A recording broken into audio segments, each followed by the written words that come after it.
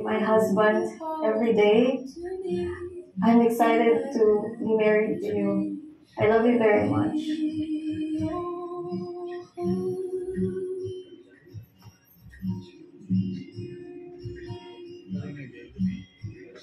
Bilis na. Very nervous, but at the same time, very hopeful and happy that the love of my life, that I will be married to the love of my life. So, she's a very strong-willed woman, like my mother. She has grit. She has faith, strong faith to God. And one of the most important beautiful traits that I've seen to her is her nurturing character and her having a heart to other people, huge heart to other people. That's why those are the traits that I really love about her.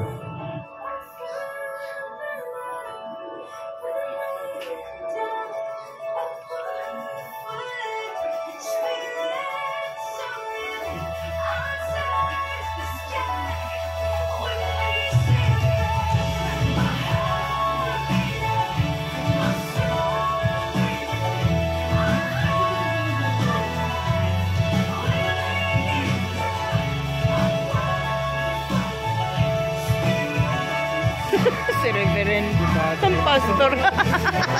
Si pastor, kinikilig. Kinikilig si pastor. Ano nga eh. Sabi ni pastor, sayang, hindi sana ako sumanda ng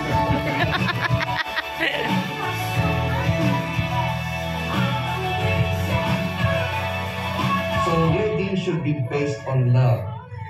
I believe that love Ay, ang cute pala kanina. that Ang ganun.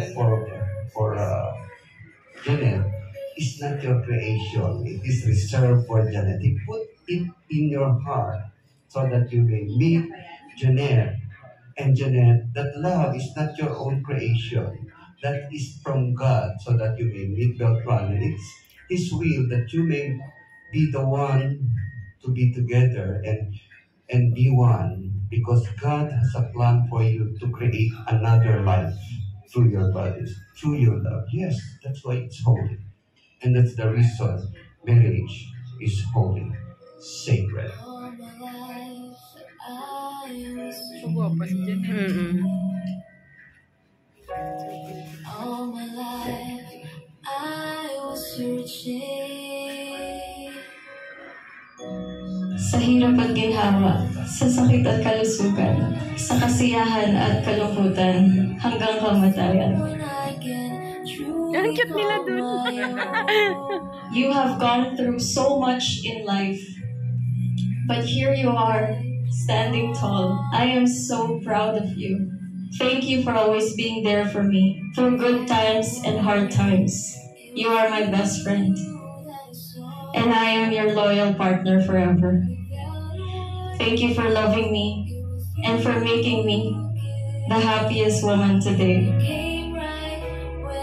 I vow to love, to honor, and cherish you, protect you, respect you, forsaking all others as faithful husband, as long as we both shall live. I promise to love you when the sun shines and sets, flowers bloom and die, when the rain falls and stops.